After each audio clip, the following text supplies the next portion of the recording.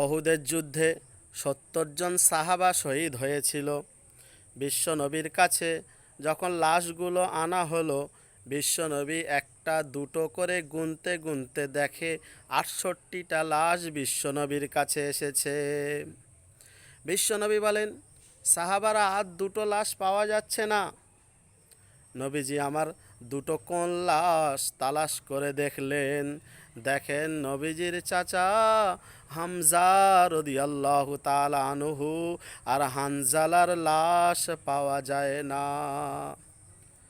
বিশ্বনবী সাহাবাদেরকে বললেন, ও আমার সাহাবারা, আপনারা ওহুদের ময়দানে যান আর গিয়ে সেখান থেকে লাশ তালাশ করে নিয়ে আসেন দুইটা।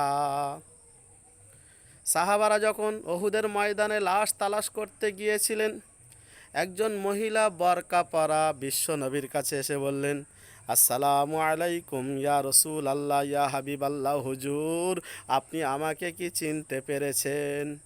বিশ্বনবী বললেন, না। মহিলা বললেন, ইয়া রসুল আল্লাহ, ইয়া হাবিব আল্লাহ, আমি হানজালার স্ত্রী। কদিন আগে আপনি আমার বিবাহ পড়িয়েছিলেন।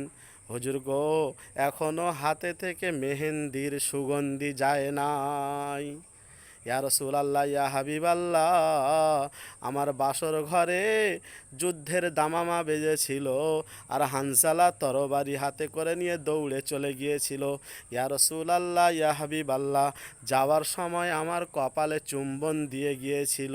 ইয়া রাসূলুল্লাহ, ইয়া রাসূলুল্লাহ, হাবিবাল্লাহ, আমি শুনেছি শহীদানের গোসল করানো হয় না, দাফন করে দেয়া হয়। ইয়া রাসূলুল্লাহ, ইয়া হাবিবাল্লাহ, হুজুর আপনার কাছে আমার বিনীত নিবেদন, হানজালাকে যখন দাফন করবেন হুজুর, হানজালাকে আপনি গোসল করিয়ে দাফন করাবেন। বিশ্বনবী জানতে পারলেন হানজালা স্বামী স্ত্রী সহবাস করেছিল, গোসল করার সময় পায়নি। যুদ্ধের দামামা বেজে গেছে, হানজালা যুদ্ধে পৌঁছে গেছে।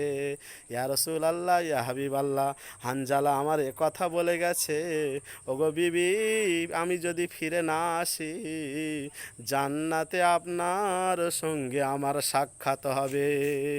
ইয়া রাসূলুল্লাহ, ইয়া হাবিবাল্লাহ, আপনি ওনাকে গোসল করিয়ে দাফন করাবেন। বিশ্বনবী মুহাম্মদুর রাসূলুল্লাহ সাল্লাল্লাহু আলাইহি ওয়াসাল্লামের কাছে খবর আসলো, ইয়া রাসূলুল্লাহ, ইয়া হাবিবাল্লাহ, হানজালার লাশ পাওয়া গেছে।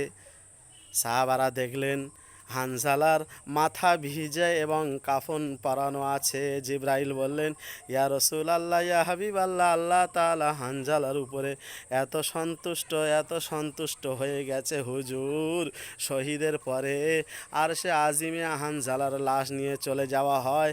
সেখানে আল্লাহ তাআলা আমাদেরকে নির্দেশ করেছেন আর হাউজে কাউসারে গোসল করিয়ে কাফন পরিয়ে হানজালার লাশ আবার পৃথিবীতে ফিরিয়ে এনেছি। সুবহানাল্লাহ। আল্লাহ রাব্বুল আলামিন যাকে ভালোবাসেন, মিন হাইসু ওয়াজাত্তুম, এমনভাবেই তিনি তাদেরকে সহযোগিতা করেন এবং আল্লাহ তাআলা মরণের পরে তাদেরকে নিশ্চিত জান্নাত দান করবেন। সেই জন্য আমি আপনাদেরকে অনুরোধ করব, আল্লাহ তাআলার হুকুমগুলো বিশ্বনবী মুহাম্মদুর রাসূলুল্লাহ সাল্লাল্লাহু আলাইহি ওয়াসাল্লামের পদ্ধতিতে আপনারা পালন করুন। ওয়া আখিরু দাওয়ানা আনিল হামদুলিল্লাহি রাব্বিল আলামিন। আসসালামু আলাইকুম ওয়া রাহমাতুল্লাহি ওয়া বারাকাতুহু।